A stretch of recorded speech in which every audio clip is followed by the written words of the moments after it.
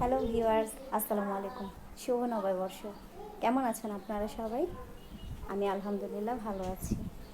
তো আজকে সারাদিন কী করব সেটা আপনাদের সাথে শেয়ার করব। আর এই দেখুন আমার রুমের হাল। চাদরটা চেঞ্জ করব, বালিশের কাভার লাগানো হয়েছে, চাদর বিছাবো আর পাশাপাশি রান্না। আর আজকে বিরিয়ানি রান্না করব।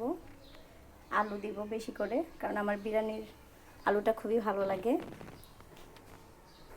আর দেখুন ভিউয়ার্স, আমি সেদিন যে গাছ লাগিয়েছিলাম, আমার গাছে পাতা গজাচ্ছে।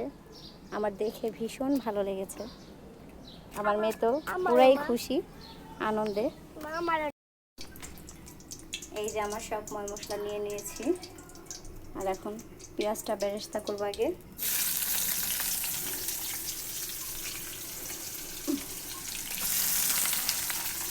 পেঁয়াজটাকে বেরেস্তা করে তুলে নেব।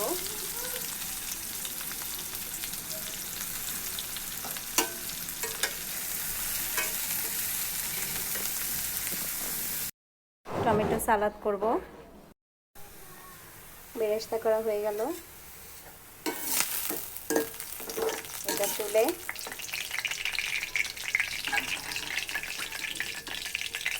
একে একে সব ময় মশলা দিয়ে দেব।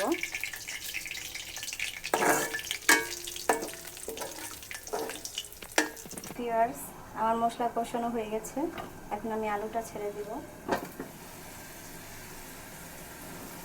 আর আজকে ভীষণ গরম, বাহিরে অনেক রোদ। আজান দিয়ে দিল, 1টা বেজে গেছে। রান্না হলে রুমটা গুছিয়ে আমি তাহিয়াকে গোসল করাবো, আমিও করব।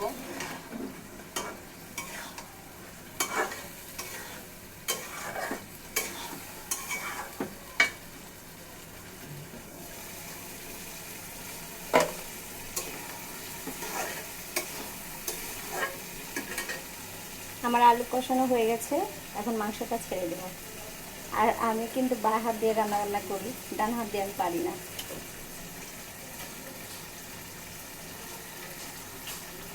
এখন পোলার চালটা বসাবো। রান্নার ফাঁকে রুমটা গুছিয়ে ফেললাম। আমার রুম গুছানো কমপ্লিট।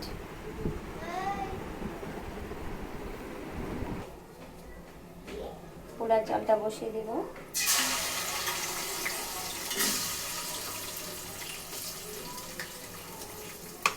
একে একে সব মশলা দিয়ে দেবো আগে।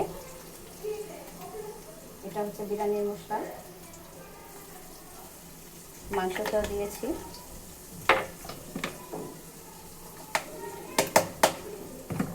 ধনিয়ার গুঁড়ো, শুকনো মরিচের গুঁড়ো এখন আর দিব না, কেননা মাংসতে বেশি দিয়ে ফেলেছি। তাহি আবার ঝাল খেতে পারে না, সেজন্য দেব না। লবণটা একটু কম দিব, লাগলে আবার দিব। আর স্বাদ মতো একটু চিনি দেব। আমি আবার বিরিয়ানি রান্না করতে গেলে স্বাদ মতো চিনি দিই। শুধু বিরিয়ানিতে নয়, রোস্টেও দিই, রেজালাতেও দিই।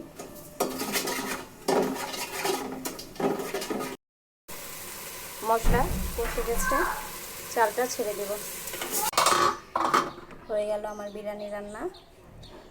যারা যারা খেতে চাও চলে আসো। ফ্লেভারটা খুব সুন্দর আসতেছে, ভালোই লাগছে।